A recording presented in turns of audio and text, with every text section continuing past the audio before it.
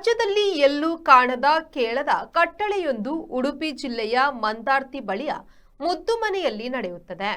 12 ರಾತ್ರಿಗಳು ನಡೆಯುವ ಪಾಣರಾಟ ಎನ್ನುವ ವಿಶಿಷ್ಟ ಆಚರಣೆಯೊಂದು 2 ವರ್ಷಕ್ಕೊಮ್ಮೆ ನಡೆಯುತ್ತಿದ್ದು ಮಕರ ಸಂಕ್ರಾಂತಿಯಂದು ಮುಕ್ತಾಯಗೊಳ್ಳುತ್ತದೆ.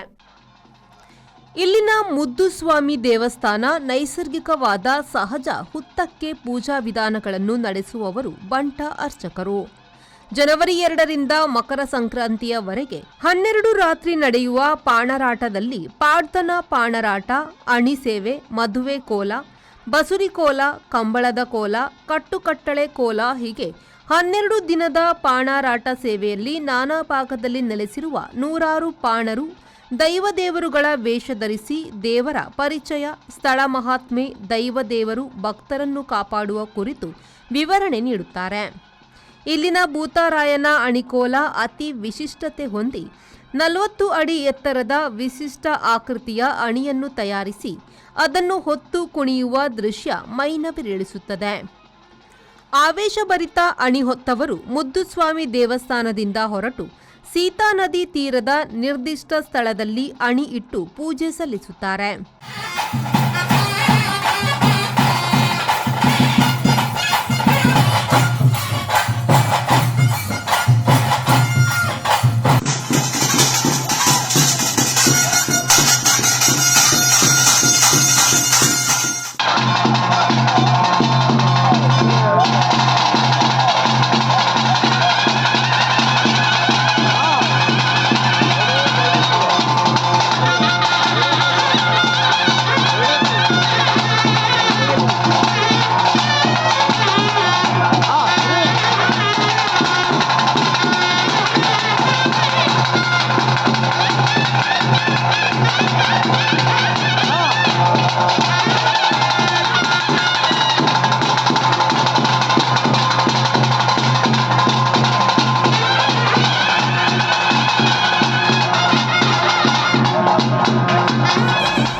ಜನವರಿ 2ರಿಂದ ಮಕರ ಸಂಕ್ರಾಂತಿಯವರೆಗೆ ಶ್ರೀ ಕ್ಷೇತ್ರ ಮುದ್ದುಮನೆಯಲ್ಲಿ ಒಂದು ವಿಶಿಷ್ಟವಾದ ಪಾಣರಾಟ ಸೇವೆ ನಡೀತದೆ. 12 ದಿನಗಳ ಸೇವೆ.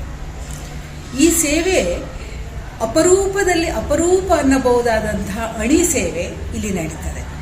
12 ದಿನದ ಪಾಣರಾಟದ ಕೊನೆಯ 3 ದಿನಗಳಲ್ಲಿ ಈ ಊರಿನಲ್ಲಿ 3 ಗರಡಿಗಳಿದೆ. ಗರಡಿಯ ಪ್ರತೀಕವಾಗಿ ಒಂದು ಭೂತರಾಯನ ಅಣಿ ಅಂತ ಒಂದು ವಿಶೇಷವಾದ ಅಣಿ ನಡೀತದೆ. ಅದು ಆಳೆತ್ತರದ ಅಣಿಯನ್ನು ಹೊತ್ತು ತಿರುಗುವಂತಹ ಪಾಣಾರು ಪರಿವಾರದವರ ಕಾರ್ಯವೈಖರಿಗೆ, ಭಕ್ತಿಗೆ ಶರಣು ಎನ್ನಲೇಬೇಕು.